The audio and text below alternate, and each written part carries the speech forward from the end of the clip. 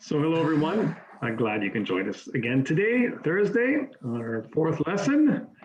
Hope everybody's doing okay. I see pictures of you. It's nice to see your pictures. Yaroslav, you just turned yourself off, but it seemed to me you were inside a newly built large garage. I'm assuming that's going to be your honey house. Looks very fancy, I hope so. Today we're going to be talking about maximizing your honey production. How do you get as much honey as you can from your bees, of course, without harming your bees, and how to take it from inside the hive to in some containers so that you can distribute it easily to whoever you might want to distribute it to, and also selling. A few pointers on selling. I've added this section. You don't often get that in a beekeeping course, selling your honey, but I've added it because I think on the Facebook pages, there's often a lot of questions from people, wow, what should I get for my honey? What should I charge? And I find a little bit of marketing savvy doesn't hurt. Some of you probably are already geniuses and perhaps know a lot. Well, I'm sure I'll know a lot more than I do, but there's a few minor, things to take into consideration that are worth applying when selling your honey. So let's get on with today's lesson then.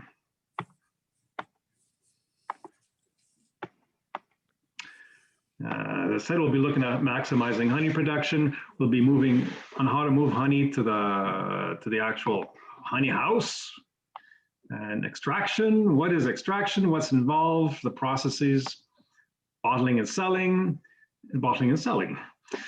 First of all, what will affect the size of your honey crop? There's some things that will be beyond your control, and if you don't have a good honey crop, you can always say, well, it wasn't my fault, right? For instance, if we have a very rainy or cold season, bees will not fly when it's raining. If it's quite cold and windy, that's not very good, big north winds blowing. So it could be that, over the 2-week period that your main nectar-producing flower is blooming in your part, maybe you'll have 2 weeks of very inclement weather, and the bees will not be able to get out, and that will seriously affect your honey crop. In Canada, the season is short, so if you have a string of bad luck in terms of weather, that's going to affect your crop. But also, you can have too many dry days, right? I mean, it's a bit less of an issue because the plants themselves have reserves, the roots go down. But if you have a long drought, the nectar flow will be affected. There'll be less nectar out there to gather for your bees. So that's one other factor that you could blame if your honey crop is not as bountiful as you would have hoped it to be. But you can manage some factors. Not always. It depends on your property or whatnot. But where are you going to put your bees, right? If you put your bees in an area rich in flowers that are very attractive to honeybees, with a diversity of flowers that are blooming all spring, summer, and fall, well, you're going to be blessed. We should be blessed with a nice honey crop, bigger than average.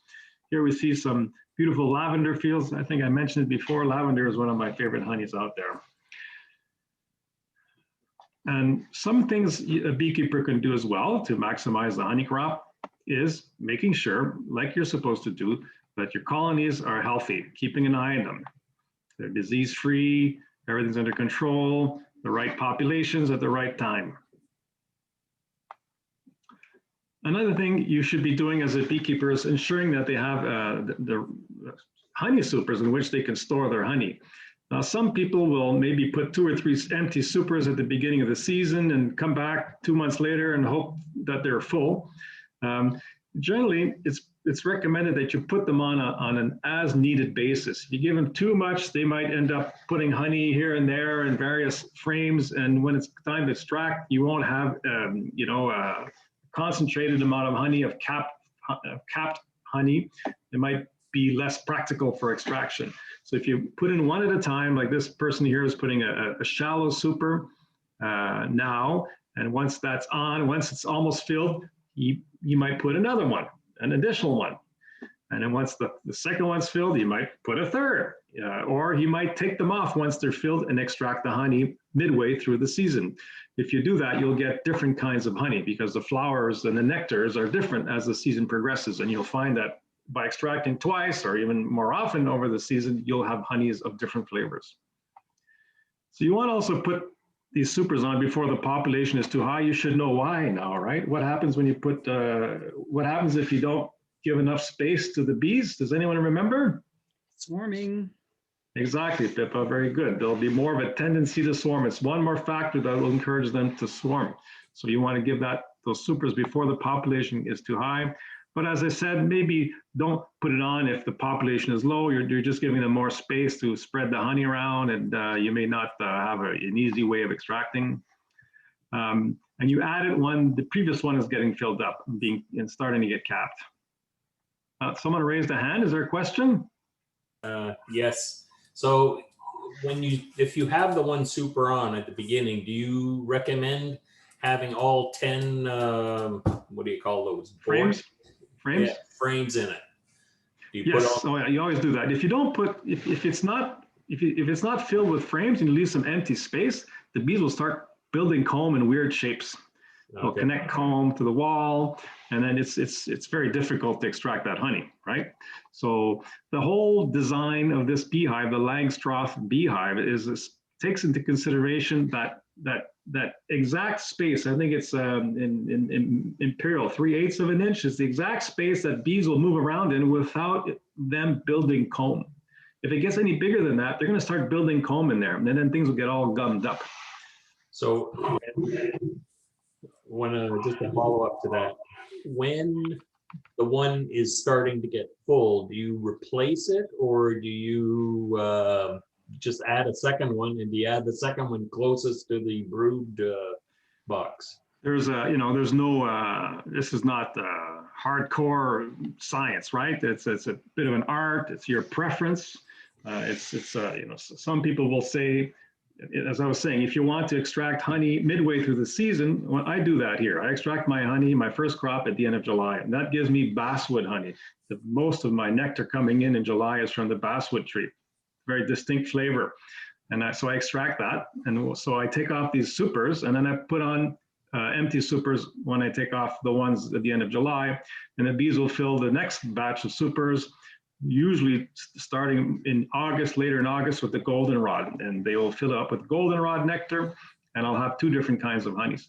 But, sometimes, it's your personal preference, right? That you can leave the first super, which is getting full of honey. It could be basswood in my case. I will put another super and let the bees continue working. And as you mentioned, some people say that if you remove the super that's already full of honey and put the empty one below it, right, that will encourage the bees to fill the empty super more quickly. They won't have to walk through a super that's already full of honey to deposit the nectar above. I've heard that this works. I haven't read any scientific reports, but I guess it makes sense intuitively. And also what you can do is remove some frames that are already capped, and you can move them around too, right? If you have empty frames here or there, you can move them around to encourage the bees to fill the ones that are not filled. It's the kind of thing you do after, you do this for a year or two, you start looking around, you start developing a bit more confidence and playing around with these things. The impact on your honey production, I'm not sure about that. I'm not sure. Okay. I've got a short little video about somebody here adding a super, so let's play that. I'd like to throw a little video in from time to time. I'll make some commentary. Alrighty, I'm going to make a commentary here. I look at this setup and I have some questions, but I'm going to let you folks have a look at this setup and give me some thoughts on what you see. Anybody venture any observations there? Looks like I think the lid is a little too high and there's a little too much airflow. That's a judgment issue. Depends on the conditions. So I'll leave that one slide. Anything else? Follow looks crooked. That's the roof, right? Well, yeah, the whole hive looks crooked. Well, that could be just a picture, maybe, I don't know. Doesn't look very stable on the base. Yeah. Yeah, that's a good point. It seems like the base there is quite, it's not a smart move there to put a base like that, because he's only got 2 boxes there. But let's say it's a good season, you got 2 more, and this whole contraption can weigh, could weigh 60, 70 kilos, right? So it seemed to me it would be top heavy. It could easily fall over. That's a good observation. Anything else? Nearer. Yes, I would say that too. I mean, everybody has their preferences. This is not a hard and fast rule, of course, but I find putting it right next to the trunk of a tree with bushes in the back, it just reduces your ability to move around the hive, open things up. And perhaps this person is the only tree in a massively big field, and it's a very hot location, and he's put it there. There could be all kinds of rationales, but from the top of my head, when I see this, those are the points that come to mind. Is he using the top as the entrance? Like it almost. Well, he mentions that, and we'll just listen to what he says. Okay. Can you hear that? A little. Okay, I think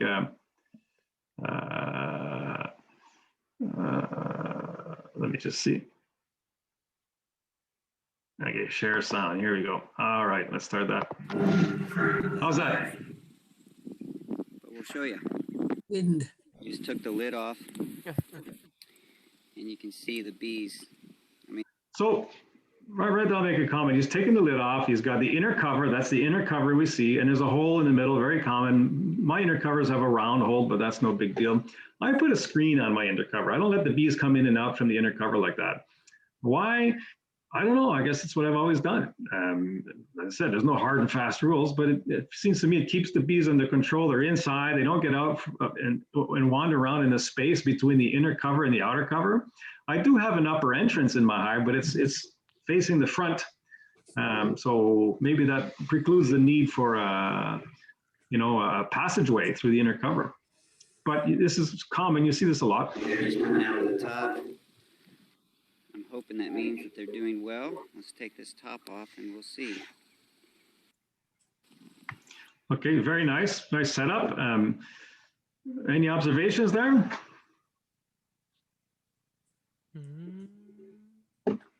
Looks like all of the activity is on the sides. Yeah, he seems to have a lot of bees here. That's true. That could be perhaps the angle. I don't know. But, I look at this and I see it's a new hive, obviously. It's not dirty at all, very clean. And you're going to have this year one. That's it. After year one, it becomes dirty, full of wax and propolis everywhere. He's got a decent population of bees. It could be busier, I find, but it's pretty good. So that's what I would say when I look at that. Oh, there's someone else here. Okay. Here's the top of the second box. You can see. I mean, it's full. There's bees on every frame. Yeah, that's a good thing. I probably waited too long. Oops, I'm sorry. I'm just admitting some people here. To get honey supers on.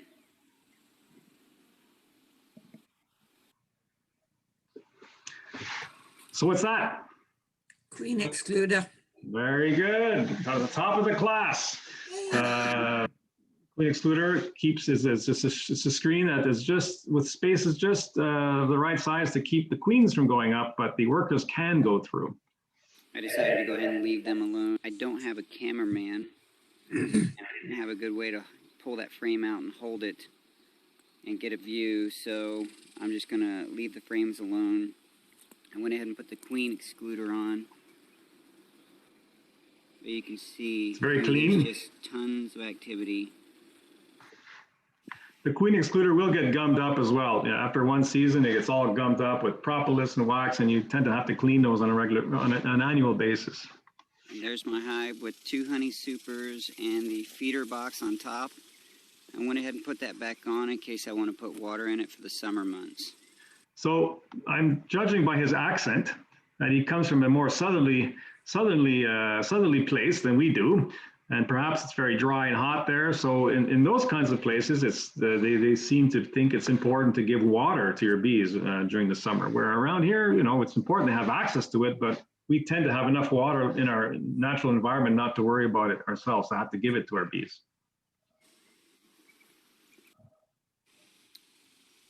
Here's the hive from the front with all the boxes put on.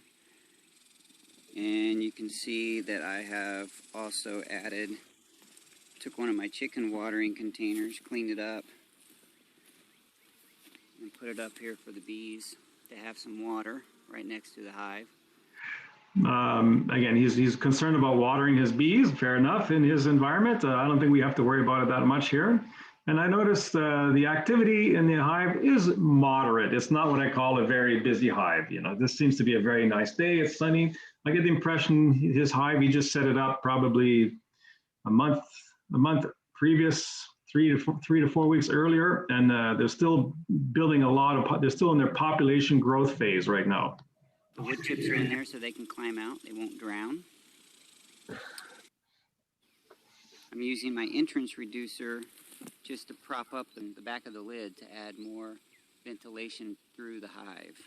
Now, that's a good point. When it's very hot here in your neck of the woods, let's say you've had 30 degrees, 32 degrees, and it's sunny and very hot, the bees can get overheated in there and they'll want water to cool down, but you can help them by doing what he's done, raising the upper cover. As I said, I've got a hole in the middle with a screen so the bees can't get out, but the air can circulate. Another way you can do that is simply push one of the super boxes forward by 1 centimeter or 2, leaving just a space here for air circulation as well. It's okay to do that, especially if your hives are strong. They won't be under any risk of getting robbed by other hives. Mark, I see that there's some boxes that are sold with holes in the box, and there's a plastic cover that can be put over them for ventilation. Yeah. Yeah, well, on my hives, I have, he's got this box on top, right? And it's just basically an empty box in which he's put a watering top feeder on it. If you take that piece of black plastic off, it's like a box, right? And what I have is an inner cover. You see his inner cover here, that narrow piece of wood? My inner cover project upwards by about 5 centimeters. So it creates a space under there. And I do have holes in them on the side that are screened. And because the inner cover hole in the middle is also screened, a lot of air circulates. So in the summer, that's fine. The bees can handle some air circulation even on the cooler days and evenings. And I do that. Why do I do that? I have these inner covers that are tall. I use them in the winter because I put some insulation in there. I find them very practical. So in the summer, the screens allow the air circulation. In the winter, you could put some insulation inside to keep the heat in. So they'll sell different types of such things. You know, some of them will have nifty openings. You can open them, close them as you want. There's all kinds of variations in there. So I think, you know, at the very least, you have an inner cover like his, then just a board there.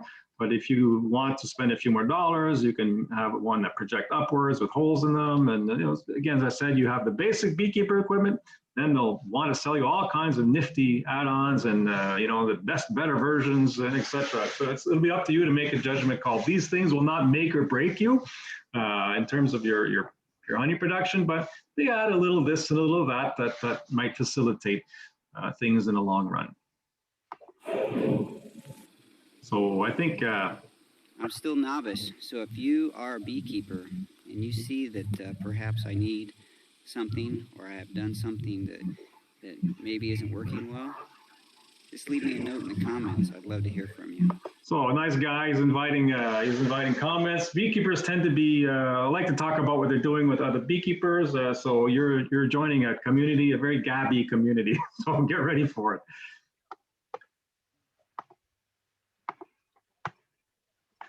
Okay, here we go. So maybe a question that you might have is how much honey do you think you can get over a good season?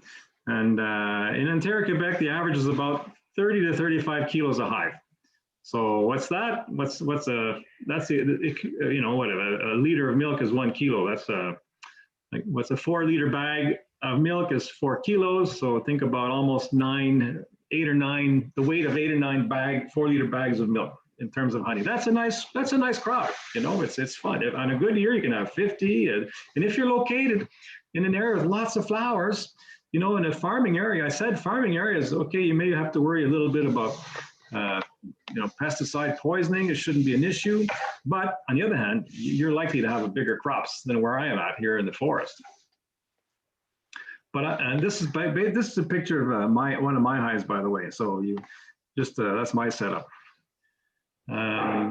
But there is a secret for tripling your honey production. You want to know what it is? Add more hives. No, per hive. To know what it is, you have to join my next course. No, I'm just kidding.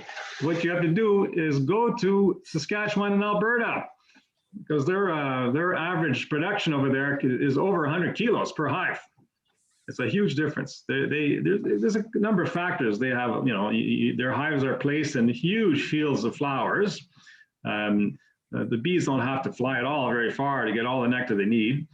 The days are longer there. They're a bit further north. So the bees will start, instead of working over here in the middle of the summer in early July, they may be working 14-hour days. Well, over there, they're going to work 16-hour days or longer. It all combines to, and also the climate's pretty better there. It tends to be sunnier and maybe a bit drier over there. So there's less rainy days. Here we can have 5 days of overcast and drizzly weather in the middle of the summer, which will really give you a kick in the shins in terms of honey production. Is there a question? I have a question. Sure. So I know that Mark knows where my lake property is, and he drives by the highway that goes to it. And there's in Venasta, they're building this huge cannabis facility, and they've got a great big fenced in, like big fence. It almost What's going on there? Prison fenced in. So I wondered if they were going to grow it out in the yard. And if so, is that something that would be of interest to bees?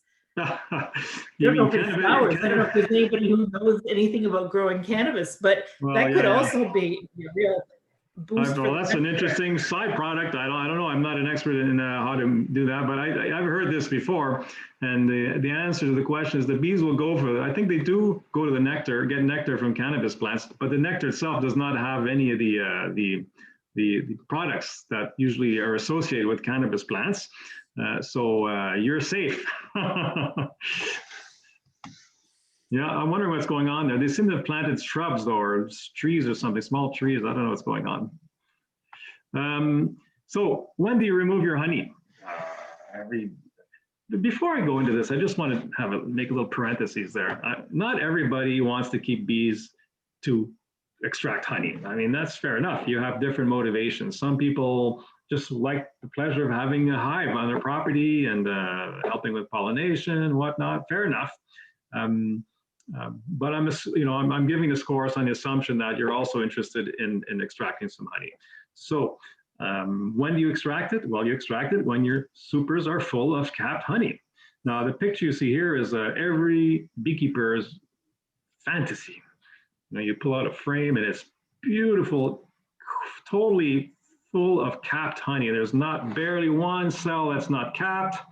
It's just lovely. One of these, a deep frame like this, capped both sides, could have 3 to 4 kilos of honey. That's like $60, $70, $80 worth of honey there, depending on what you sell it for. So you have 10 of those in one box. You do that. You do the math. If you're interested in recouping your investment, you can do the math on this one. So you want to take your honey out of the hive when it's capped, right? You understand? Because the bees will fill the cells with nectar.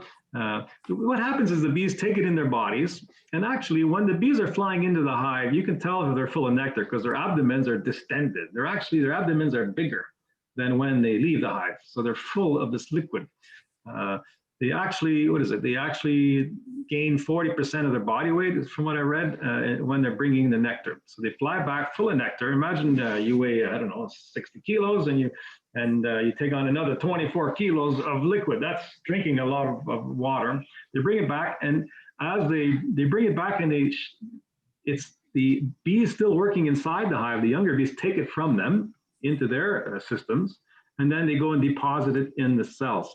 Now, when they do that, some enzymes mix in there with the nectar, and it transforms the sugars a little bit. And they deposit that in the cells, and then they fill the cells, and they're all the same. During this time, there's this current of air in the hives. They're drying the honey, they're drying the nectar to the point where the sugar content increases and the water evaporates. And as when the water when the moisture content goes below 17%, they'll cap it. 17, more or less, around there, they'll cap it. So when you see capped honey, it's below 17%. So what do? You keep on monitoring your supers. You go visit your hives in the summer, you open the hives, you can pull out a frame or two, look at them. If they're still totally uncapped, leave them there. But if they're getting capped, then it's a good sign. And when they're capped, you can remove them. Of course, you can leave it in the hive as long as you want. But if you want to do an extraction, you can start removing them. But then there's a bit of a judgment call here, right? When do you put them back in the hive and when you take them home to extract? How do you handle those partially capped frames? You know, you're a beekeeper, oh, you just want to extract honey, that's what I want to do. And these frames are not quite capped yet. What do I go take it out? So basically, this is a ballpark rule of thumb. If they're over 80% capped, usually it's okay to extract. Because the capped honey might, you know, it could be 16% humidity. The other stuff is at 18%. It'll more or less even out, right? If it's 50, 80% cap, well, you might want to consider taking it to your honey house for extraction. But before you extract, you might want to put them in a drying room. We'll talk about that in a couple minutes. You know, once the nectar is in there, all it needs to do is dry and reduce its moisture content, and it becomes quality honey. If it's less than 50% capped, well, again, you can take it to the drying room, but you'll have to dry it a bit more. Or you can leave them in if you expect more honey flow. If they're less than 50% capped and it's the middle of September, well, you know, that's not going to go any much further. So you might as well take them out. You can feed them back to the bees if there's no more nectar flow. So we were asking about if you're taking too much honey out of your hives. You know, we were asking about that the last lesson. Well, if you take these uncapped frames and leave them out in the open somewhere, preferably, you know, within no closer than about 100 meters from your hive, the bees will find that. They will take that and bring it back into their brood boxes for overwintering. So that's one way of feeding your bees. Also, you can make mead with that. You can extract it and make mead. Mead is, we said, is honey wine. But before you can extract your honey, before you can take these frames out of the hives and into your honey house for extraction, you have a bit of a problem, right? How do you get your bees off the things? In the previous slide, we saw a beautiful frame with not one single bee on that. But if you're pulling your frames out of your hives, it'll be more like the previous slide we saw with lots of, let me go quickly here, lots of bees on that. And you can't just take that to your honey house. You're going to be having a disaster. The last thing you want in your honey house are a bunch of bees flying around and you're trying to extract and they're all over the place. They get into the honey, it's going to be a real mess. So let's go back quickly. So how do you get your bees out? That's the question now. There are several ways of doing this. This is one way. I have a few of these. I have 7 hives, but I think I only have 3 or 4 of these. I might want to get a couple more next summer. This is called a Quebec bee escape. And it's like a lobster trap in terms of the technology there. It's a one-way door for bees. If you look at this, this is basically the equivalent of an inner cover with a hole in it, right? But they've added this contraption. It's triangle, 2 triangles with spaces on the corners and covered with screen. So if bees, let's say bees are underneath this thing and they move up, they can easily go into this hole and they find their way out, no problems. But if the bees are on top and they want to go down, they just can't figure it out. You know, they just can't figure it out. They need to go in this little hole and then go in this little hole and back. And so by placing one of these between your honey supers and your brood boxes, with this part facing downwards toward the brood boxes, at night, when it's cooler, the bees tend to go into the brood box to keep the brood warm. So all the bees that are running around in your honey supers in the daytime, when you're looking at them, at night, they're going to go through this contraption, go through this whole brood box. And the next day, when you show up in your bee yard, you're going to open up your honey supers and presto, there'll be hardly any bees left in there. So it's fantastic. You just take them off and bring them home. So the disadvantage here is that you have to, you know, lift your big heavy honey supers off to put this down and then put them back on. And also you need 2 trips to the bee yard. You have to put them at least the day before and come back the next day. Another way to get the bees off your frames is using a bee brush. And I've also tended to move in this direction in recent years. Why? Because it allows me to choose what frames I want. In my box full of honey frames, some of them might be fully capped, some not. So I get to choose which one I bring home with me, and those which I leave in the hive. So it can be a bit messy because you have bees flying around and you're brushing them off. And then when once you finish brushing them off, I have an empty box and a wheelbarrow next to me, and I put the frame with no bees on it in the box. But quickly the bees will find that frame, and they'll be covered with bees again. So I put a cover on my box after I put the frame in the box. So I do this as often as necessary to get as many frames that I want for my extraction. It can be tedious. It takes time. If you're going through every frame, you've got 7 hives, and that's 7 times 10, 70 frames. You could be there for several hours doing this. And the bees, they get attracted to the honey that's being exposed. In this picture here, this frame is actually, it's a brand new frame again, but it's actually a brood frame. Maybe you can't tell because you haven't seen this frequently enough, but I could tell by the way it's the capped, this is brood frame. So this is not someone who's extracting for taking a honey supers out, but just checking out how his brood is doing.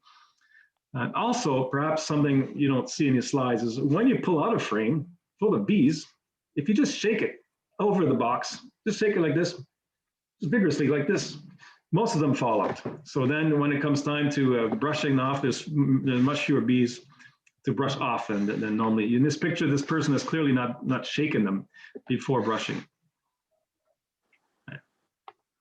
So here's another I love this one.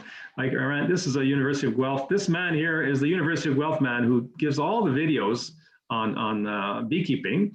And there's one on bringing your supers to the honey house. I think I've provided the link at the end of this particular lesson, but it's great. I just thought it's worth sharing with you how the tough beekeepers do it. It's just a minute or so. The last method I'm going to show you is using a bee blower. No protective gear whatsoever, these guys, eh? It just goes to show you how the bees are not really out to sting you. You'll get stung if you bother them, if you mistreat them. And sometimes a hive is in a bad mood. You never know, that's the problem. The top box wasn't very full, so I'm not going to harvest that box. So it's got, the honey is not capped. See all the burr comb on top there? And we blow in between the bottoms of the frames, and we turn the frames like pages of a book so we can blast the bees out. Once that's done, we just haul the honey away. So we'll get this blower going and show you how that works.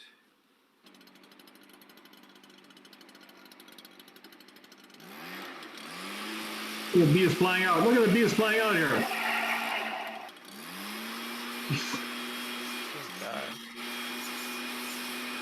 Well, he deserves to get stung. I know, I just can't believe they're not all after him.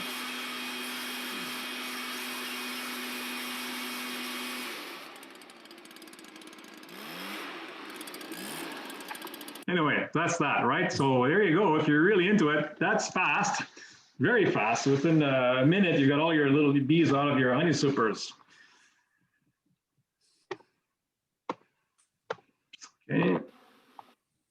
Okay, so once you've taken your honey supers off and there's no more bees in them, you got to bring them to the honey house. And there's a bit of logistics involved if you're a beekeeper. You can't just do things, start beekeeping without thinking, okay, step A, step B, what do I need? How do I do it? So a bit of advanced preparation will help you a lot. Clearly it depends on the scale of your operation and how you're going to get them to your honey house. This is probably not what you'll be getting into right away. This is more close to what we're doing. This is what I have. I don't have that kind of wheelbarrow, but something along those lines. I do exactly the same thing. I put it in the back of my car. There's always a few stray bees in there. So usually they're not into trying to sting you while you're driving and you see a bee flying around your car. So don't go crazy. Don't have an accident.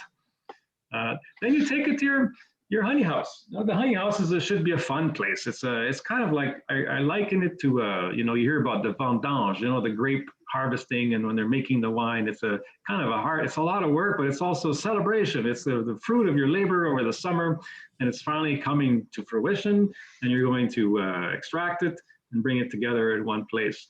So here you have a group of friends, seems to be some part of an association. They have their honey house. The first rule for extraction of your honey is to be very prepared, because it could be, it's quite an operation, and it could be messy. And if you prepared well, it'll go a lot more smoothly. I look at this picture, what do I see? A lot of newspaper everywhere on the floor. The newspaper is even over a tarp. Why do they do this? Why do they do this? Okay, it's too obvious. No one wants to just say the answer. It's sticky. Honey is sticky. It has a tendency of getting everywhere. So when I extract, I've got a little room in the back. It's like my work room in a regular house there. And that's where I extract. I have a sink and I have my extractor. But it seems to me I don't leave that room all day long when I'm extracting. But honey gets all over the house. There's honey in the doorknob to my bedroom. How did it get there? It just spreads somehow magically. So things will get sticky. And in your honey house, it's good to have access to running water. You'll need to be frequently washing your hands, your tools, etc. And as I said earlier, make sure this honey house is inaccessible to bees. It's got to be completely bee tight. You can have screens and whatnot, screen windows, but don't let the bees in. They'll find a hole, any small hole, they'll find it. And they're going to come in there. And imagine you're doing this and there's 1,000 bees. You can't get rid of them. Good lighting. And it's good to be in a place where you can actually turn the heat up, even 30 degrees. Why would you want to do that? Any answers out there? Honey flows easier. Exactly. I'm sure many of you are about to answer the same thing. Honey becomes less viscous the warmer it gets. And because you're trying to get honey out of these little cells, and flowing through a filter, into jars, the less it is viscous, more quickly it will go. So very good. Pippa, that's 2 stars for you today. So extraction equipment and processes. Rule number 2, I say set up a logical production line. So I look at this woman here. She's got a great thing going. On the one hand, you have, she's here, she's got her frames full of honey. She's uncapping them, because for the honey to flow out, the opening has to be made. And then she puts them in her extractor. She spins the extractor, the honey falls into the jar, and she's setting the jars here. On the one hand, she's got a good production line. On the other hand, I see this and my eyes open a little bit. I'm a bit concerned. Would anybody venture a guess as to why I would be concerned when I see the setup? Outside. What's that, Rick? It looks like she's outside. I didn't hear the last word. I thought she was on the outside. Oh yeah. It's a good point. Maybe there's a screen or window here, but that's an issue. Yeah. Anything else? Maybe it's just me. I can be klutzy at times, right? So I see. The chair? What's that? Knock over the chair. Yeah, exactly. I just see you're asking for trouble here. You got your pan is on a box, and then you got the jar there, and then there's a little chair with 3 jars. I mean, you walk by, you kick the chair, there goes your 3 jars on the floor. Bye bye honey, right? You can't use that anymore. It's got millions of tiny shards of glass in it. So that's my concern here. Also, this extractor looks like a brand new one. It looks very clean. It's not bolted to the floor. You see that? And although it's not absolutely necessary, you'll find that once you put frames in your extractor, you start spinning. It's like clothes in your laundry that's in the spin cycle and they're not equally balanced, and your washing machine starts bouncing around all over the place. Well, if you're spinning this and it's not equally balanced in terms of weight, this will also bounce around all over the place. You have to have 3 people to hold on to it. And, I just see the setup here, and it looks like an accident waiting to happen, but who knows? Maybe she's very good and more meticulous than I am. Last summer, I did have a jar of honey fall and break. It was very sad.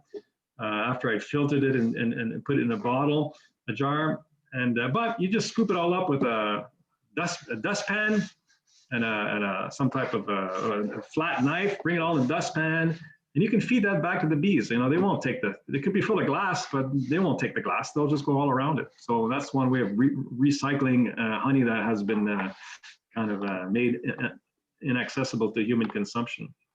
So this is by having a logical production line, you reduce the need to move about with sticky and dripping frames. Because if you have your frame here and your extractor over there and you're walking back and forth all the time, you're certainly going to leave a trail of sticky honey between where you're extracting or you're uncapping and where you're extracting. Trust me, you try to minimize the amount of honey all over your place.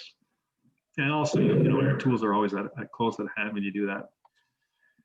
So we talked about drying. A drying room. Now, it's very important that before you extract, that you be 100% sure your honey has a moisture content of below 17%. Before. Why? Because after you extract it, it's pretty hard to reduce that moisture content. Before it's extracted, your honey it's a lot of surface area of that honey inside those frames, right? You have 3 or 4 kilos of honey in a frame, and it's totally exposed on both sides of this frame. It dries a lot more easily. If you take that 3 or 4 kilos and you put it in a jar, now it's only the top of the jar, that surface area that is exposed to the air that you can dry. So it's basically almost impossible to dry your honey once it's been extracted. So before extracting, be sure it's less than 17%, and I'll show you how. So how do you do that? Well, first of all, it's great that it be all capped. If it's all capped, you can rule of thumb, you shouldn't have to worry about it. But if it's not all capped, then it's nice to do your best to be sure that it is. So one way of doing that is putting it in a drying room. It's a small enclosed space with dehumidifier and fans, and warm it up maybe to 30 degrees, not too hot, and let it sit there for a couple of days. I use here where I'm at, there's a small utility room. It's no more than 1.5 meters wide by 2.5 meters long. I've got my hot water tank in there, and there's room enough to stack 8 or 10 boxes of honey. I stack them not all one on top, but I got to shift them so the air can circulate between the boxes more easily. I put a little table fan in there and a dehumidifier in there. And I set the dehumidifier at whatever 30%. So that thing's running, and it's extracting a lot of water out of that honey. But be careful! Don't leave your honey laying around, because it's a hygroscopic substance. That means it absorbs humidity from the air if left exposed, increasing its moisture content. So if you've got your frames of honey, you've uncapped them all, and you let them sit there for a couple of days, they're going to be sucking water out of the air. And they may have been at 17% moisture content, but within a couple of days, they may go up to 18 or 19%, and that's not good. If your honey is above 17%, the chances of it starting to ferment, because there's always a bit of yeast spores in the air, it's a natural thing, are greater. So you don't want to have your honey fermenting. So how do you measure the moisture content? You use a refractometer. I bought one on Amazon, $30. It's pretty easy to use. You put a little drop, a very small drop on the reader, and then there's the scales. This is exactly the model I have. There's 3 scales, but the scale you use is the one that you can't really see. It says water percentage. And this one here, if you look at the number, I think it's at about 20% there. So that honey would not be dry enough. If that's the reading you find for your honey, put it in the drying room for a while longer. So what you do is, before you extract the honey, you take your finger, you take some honey from your frames, and then you test this to see what it's like. Some capped and uncapped honey. If your honey is 100% capped, well, you can just try a few bits here and there. It should be okay. But if it's 50% capped or 70% capped, you put it in the drying room. Well, make sure, test several frames and develop a certain amount of confidence that you're not above 17%. So if they are consistently above, keep them in the drying room, but if they're below, you're ready to extract. And if you leave them in your drying room too long, you're going to have a very low moisture content, and your honey will be very viscous. And some people like that. I did that year before last, and one man who used to keep bees said, "Oh, Mark, your honey, wow, it's so great, it's so thick." But that's a personal preference. So how do you remove your wax cappings? Well, that's me in my honey room, my honey house. I use the very high-tech device called a fork, and I just run it up and down the frames. Yeah, if you want to buy something more expensive, trust me, the beekeeping shops will sell them to you. So you just run them up and down the frames, opening up all the cells. You want to make sure they're all open. You don't want to push too hard because you'll be destroying all the cells, right? Because the bees work very hard to build those cells. You try not to destroy them too much. Try just to open them up without destroying them. So you just run it back and forth, make sure they're all open. If here I am, I flip it over. I've got a big plastic tray there, so it's going to start dripping. You flip it over, you do the same on the other side, and then you put it in your extractor. There are other ways of doing that. This is what, if you want to spend whatever it might be, $15, you get one of these wide forks. You do the same thing, but the fork is a bit wider, so it goes a bit faster. Or you could use a hot knife. When I first started beekeeping a while back, I got a hot knife. I don't know where I got it. I think with the used equipment I bought at the time. This one here is an electric knife. You see it's got the cable coming down and it gets hot. And the theory is, in my mind, you just slice it all the way down. One nice swoop, very quick. You get a nice, all the cappings come out all together with a bit of honey, of course. And it leaves you with the frame with absolutely no mess. There's no cappings left over. When you're scratching with the fork, it leaves a lot of cappings, right? And when you're extracting, that comes out with the extraction.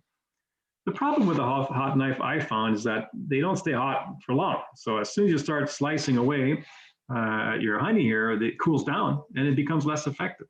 So you have to put it aside, let it warm up again. And sometimes if you wait too long, it warms up too much and the honey starts it burns, it gets black. And so I found a hot knife, you have to be too attentive to it. So I ended up sticking with a fork. So you'll extract your honey by using an extractor. That's a pretty good term for it. This is a very simple lower end extractor. It's not electric, it's hand crank. You can put 4 frames in there and spin it.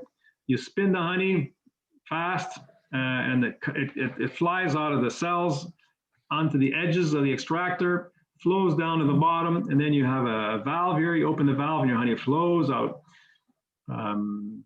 So if you want to get an extractor, you might want to see how big an extractor you want. This is perfectly fine if you've got 2 or 3 hives.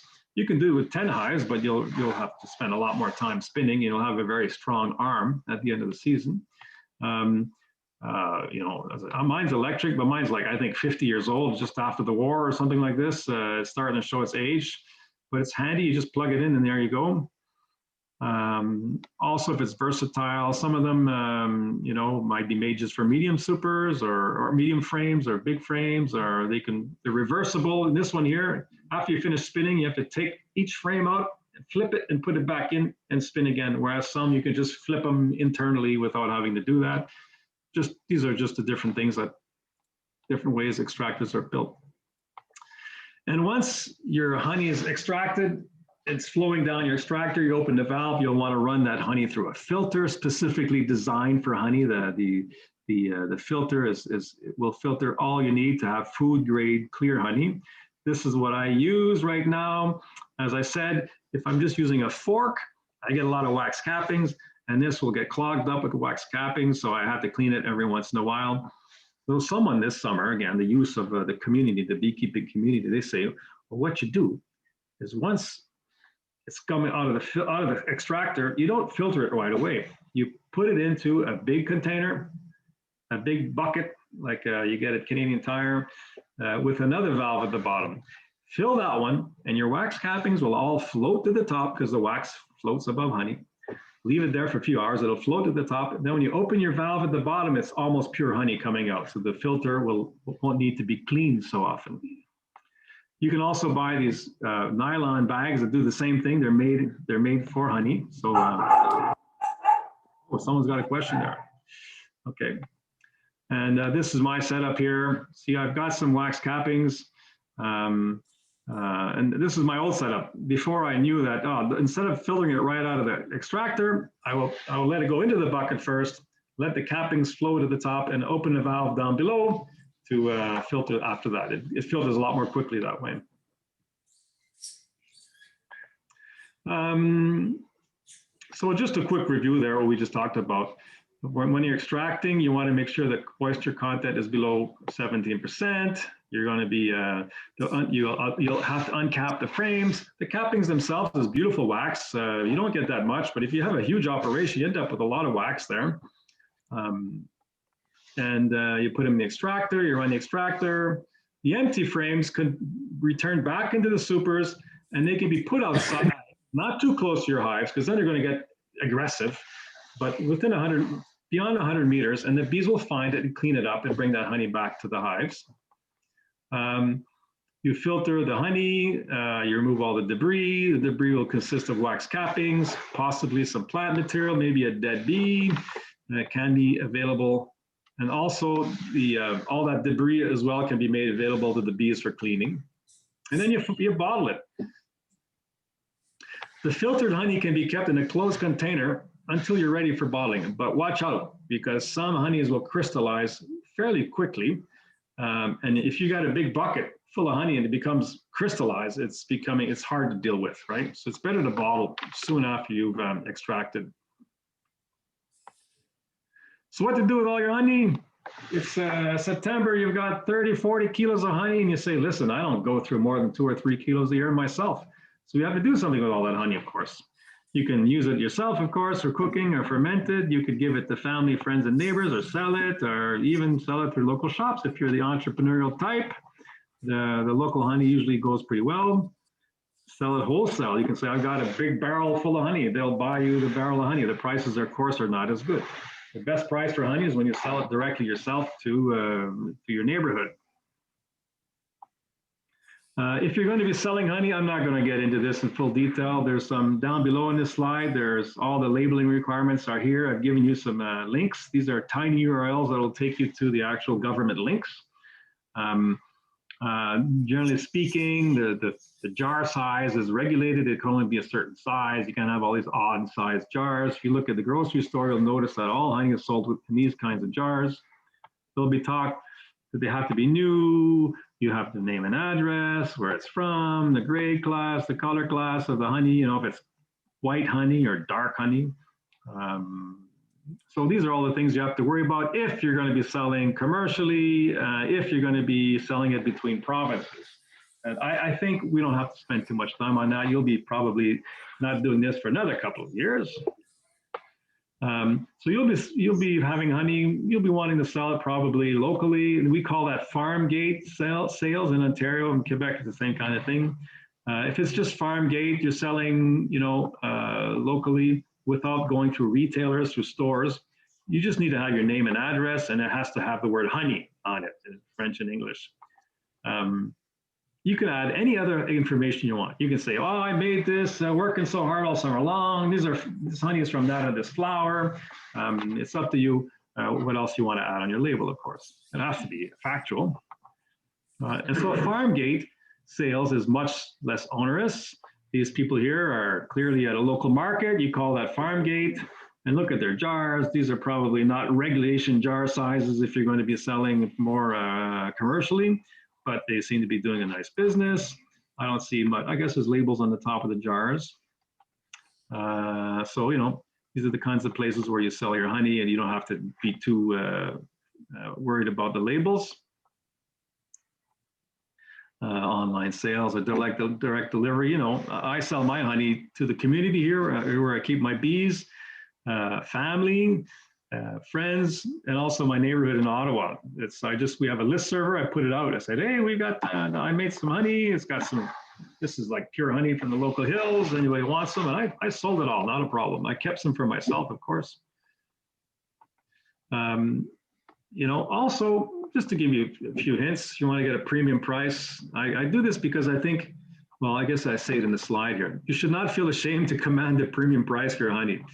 For some of you, it's an issue. For some of you, it's not an issue. That's your call. But, if you're wondering what you should charge for it, in the grocery store, you can get honey that's for a kilo, $10, I think, maybe even less, which is sadly low price.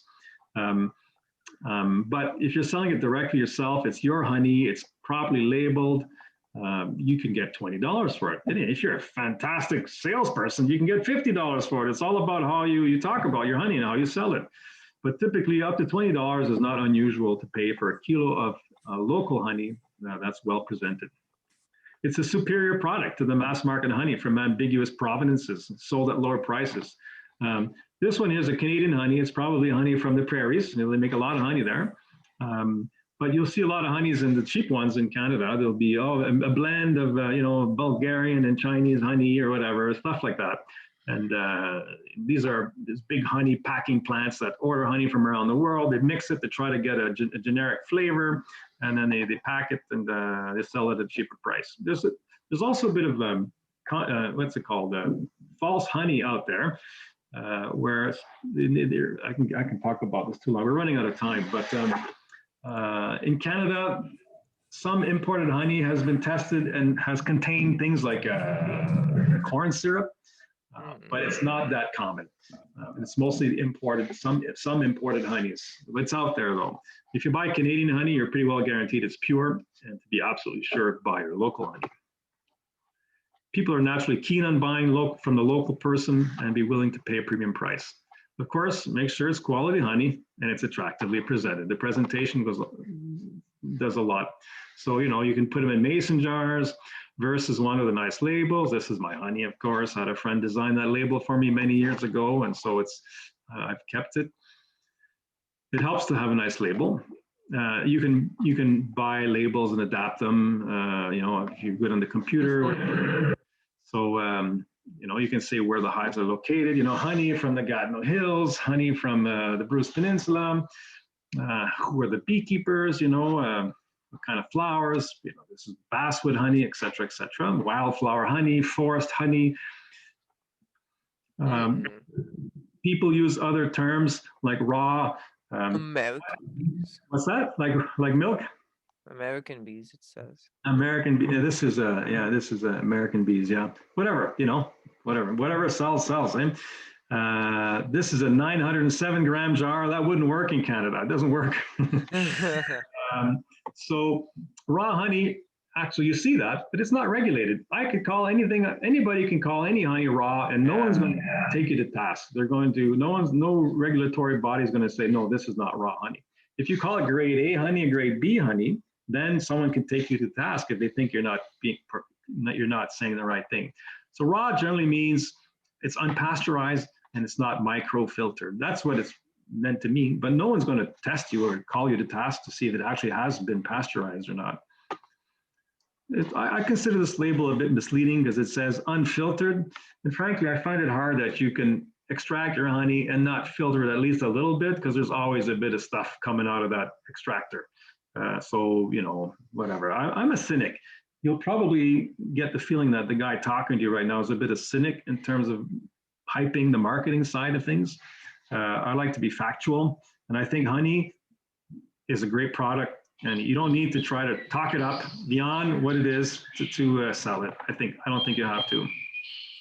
So that's why I think it has been filtered. So quickly here, this is unpasteurized, and unpasteurized for honey is a sign of quality.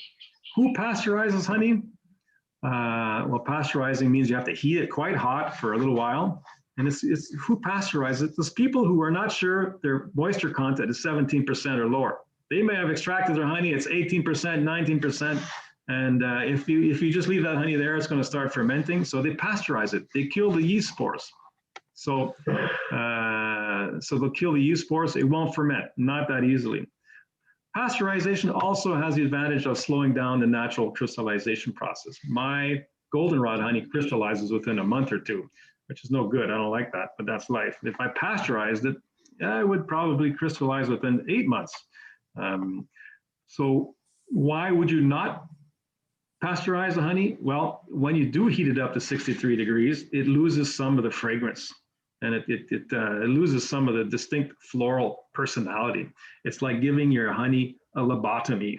And I think, and so you're going to have more of the no-name brand flavor of honey that you taste when you buy that. So I think it's try not to pasteurize your honey, and people will appreciate that.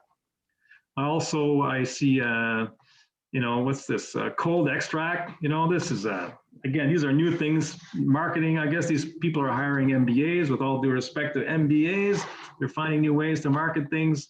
Cold extract, cold filtered, it's not a regulated statement. What does that mean? I think it's just a way of saying it's unpasteurized. And I'm predicting in front of you all here today, I'm predicting that soon we're going to have honey that's going to be called extra virgin, like they called, you know, for olive oil, it means something extra virgin. It's regulated, but in honey, raw and cold extract means nothing. So that's the cynic speaking here. So we've been on talking now for a little over an hour. I'm sorry for having started a bit late today. I've added here resources, you know, adding honey supers, removing your honey. These are all great little videos, as always. I hope you're taking the time to watch one or two of these from time to time. The honey extraction here shows you a great operation for the commercial beekeeper. Very interesting to see. And the Quebec Bee Escape, if my explanation wasn't that good, you can go and check that out. And otherwise, we'll have our next lesson on Tuesday, the last one, and you can all graduate. We'll be talking about what do you do after you've extracted and how to prepare your hives for the winter. I visited my hives today or yesterday, and one of them had a lot of dead bees around it, and some bees were flying. You know, it's not unusual, but I saw some chickadees, and they were flittering down to the snow and picking little dead bees and eating them. So at least they're doing something useful, my bees. So at this point, we'll close the lesson and we'll open it up for questions if there are any. I'm good.